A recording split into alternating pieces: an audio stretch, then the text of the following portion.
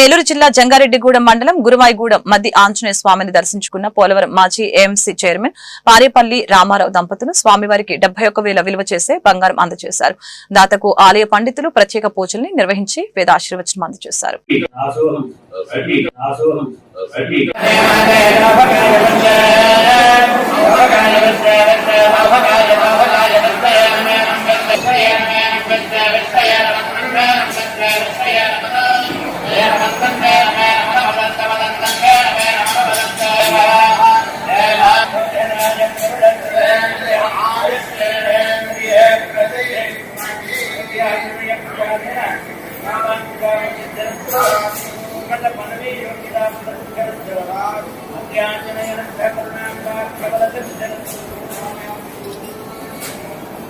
Thank you.